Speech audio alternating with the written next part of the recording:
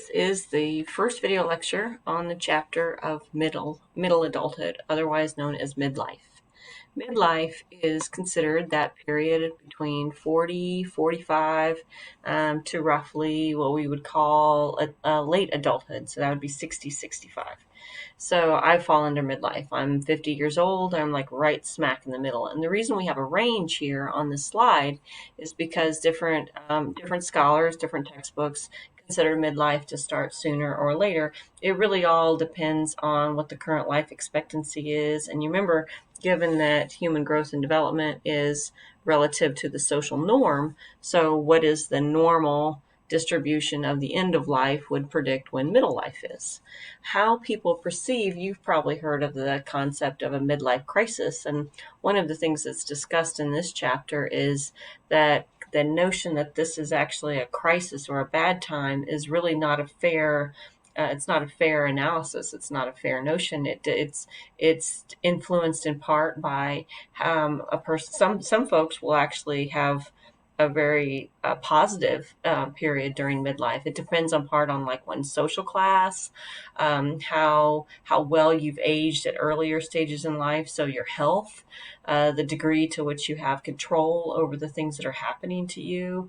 If you're at the beginning of a career, at the end of a career, if you're in relationship, if you're not in relationship, it is definitely a time where mortality becomes sort of people become more consciously aware of their own mortality, but it's certainly not necessarily a bad time in people's life. That all is really dependent on one's experience and how one's earlier life. So this is a really good example of how you have lived in your younger life will influence and predict how you're doing in that current stage. So if you've maintained good health in younger years and you get to 50 and your body is still able to do the things that you enjoyed when you're younger, you may have a happier or a more satisfying middle adulthood. If you've not taken care of yourself younger, then you're going to have a harder time. But there are certainly lots of physical changes that are coming in this period of life, and there's actually a term for that one, and that's since that word right there, which is the naturally occurring sort of declines that happen.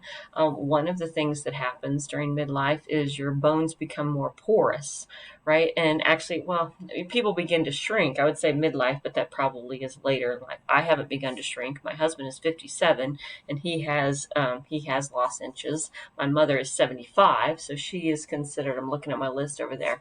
She is considered late adulthood, and she's also begun to shrink. But we begin to gain weight, and I read somewhere that it's the sixth decade in life, so that would actually be late adulthood too, that we're the biggest we're going to be, and then after that, our appetite begins to decline. So, point is that there are lots of things changing during this period. This may be the time where you've never worn glasses before, but now you have to wear them all the time. Certainly happened to me, happened to my husband. Our hearing begins to go, and that may also be influenced by what you did in younger years. If you went to a lot of concerts like I did, your hearing starts to go faster than people who didn't go to a lot of concerts. My husband is routinely asking me, like, are you losing your hearing? Yes, I do believe I'm having a hard time with my hearing. Your reaction time, there's some sort of delay in reaction time. There's the stereotype that as you age, you become a poorer driver, and that's actually not true. The research suggests that you may have a little bit of a delayed reaction time, but because you now have, in my case, I have 40 years experience driving, I'm a better driver than I was when I was in my 20s and 30s. We certainly see changes in your hair. Right, some folks begin to, like, I started going gray when I was 28 underneath. Most of my hair is gray now, right? And this has to do with a loss of hair pigment, and our replacement of our hair begins to slow down.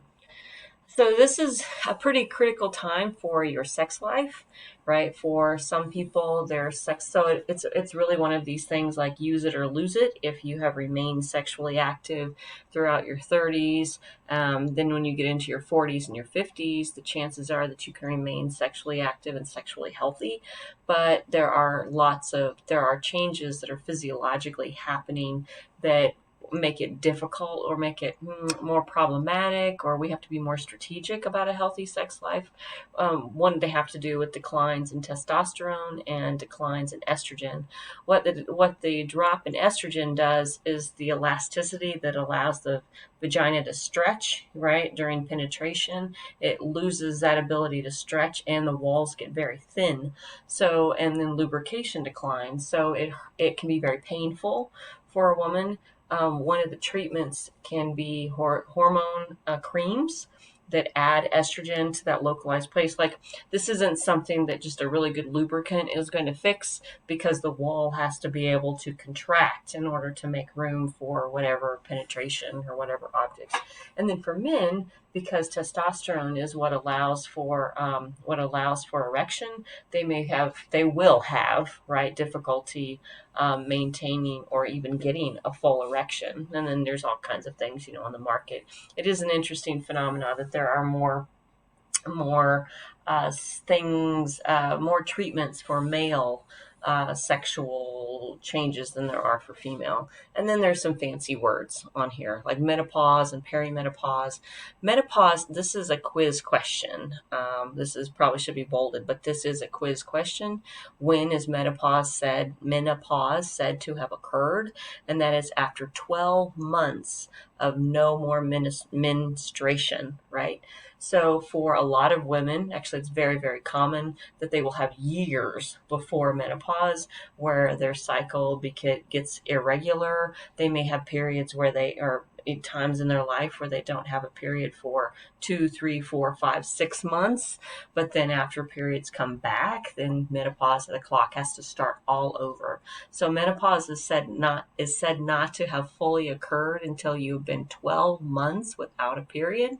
I know more than one woman who's gone 6 months and then some sort of stressful crisis, some stress, because stress can cause your cycle to start back up again, and then she'll have 2 or 3 periods, and then she has to start all over again.